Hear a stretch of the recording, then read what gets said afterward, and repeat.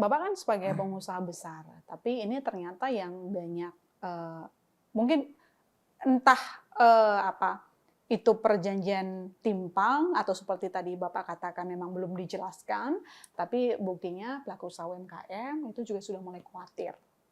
Nah, Bapak tidak membaca, bagaimana Bapak membaca kekhawatiran itu? Maksudnya ketika para pengamat ramai-ramai mengkritisi sebuah kesepakatan, itu kan pasti ada concern, perhatian ada di sana.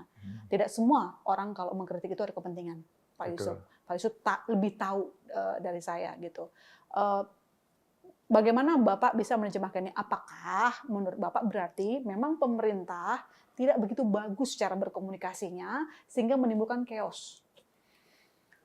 Saya pikir gini, bukan tidak bagus komunikasinya, tetapi kadangkala teman-teman ini, baik pengusaha, baik pengamat, baik masyarakat, kepengen buru-buru. Kita harus sabar, kita lihat dulu penjelasan dari pemerintah. Jangan disikapi secara keburu-buru, karena strategi pemerintah tentunya cuma pemerintah yang tahu, dan mudah-mudahan apa yang pengamat katakan itu tidak benar, tapi kalaupun benar pasti pemerintah juga wajib menerima koreksi dari teman-teman pengamat. Tapi gini, saya kan selalu jadi pedagang begini, kalau teman-teman saya sesama pedagang, kalau teriak-teriak di luar nggak ketemu, datang ketemu saya, ajarin saya dong. Kalau apa yang nggak benar, apa yang salah, apa yang diajarin. Kalau teriak-teriak doang, pasti nggak ketemu. Apalagi kalau caci maki.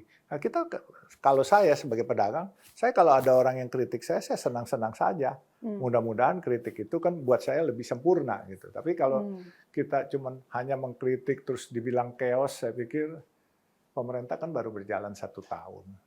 Ya kan, 1 tahun lebih lah, 1 tahun 2-3 bulan. Let them kerja dulu lah, biarkan mereka kerja dulu. Ya kan, segala sesuatu kan pemerintah sedang mencari bentuk. Ya. Jangan gebiak-uya terus berapriori kalau menurut saya. Sebab Mbak, ngurus satu perusahaan aja susah, Mbak. Apalagi ngurus negara. Ini negara yang besar, yang 280 juta rakyatnya, terus yang harus dipikirkan kesejahteraannya. Ya kan? Jadi kita lihat, bicara MBG, salah. Jadi bicara apa aja salah aja. Terus yang benar nih yang mana gitu. Kita sebagai pedagang nggak boleh ikut-ikutan. Orang bilang ini benar, ini salah. Udah, pedagang punya prinsip sendiri. Gua harus tetap efisien. Gitu. Mbak bilang, UMKM nih, khawatir. Jangan khawatir. Harus efisiensi. Coba kita belajar dari negara-negara tetangga. Ya kan? Dia bisa bikin barang tekstil lebih murah daripada kita, negara Cina. Padahal bahan baku kita lebih lengkap. Coba Mbak, barang-barang Cina itu dijualin, ya maaf aja, baju ada yang 20.000, 30.000. Kita bikin di sini udah 100.000. Cina, Vietnam itu luar biasa.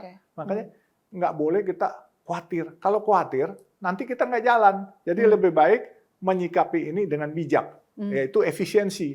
Kalau dagang ini kan Mbak, bukan dia jualannya. Apalagi sekarang dengan ada medsos, ada Google, bisa tahu harga handphone berapa gitu. Tapi dagang ini adalah di kala waktu kita beli. Kalau kita jual, misalnya rata-rata 1 gelas ini 10.000 perak. Orang lain beli 9.500 perak, dia untung 500 kan. Tapi kalau kita bisa beli 9.200, kita untungnya 800. Jadi bagaimana kita mulai membeli sehingga kita dapat keuntungan. Sebab kalau dia mau jual di atas 10.000, itu nggak mungkin laku lah. Karena orang bisa di Google lihat harga berapa. Gitu.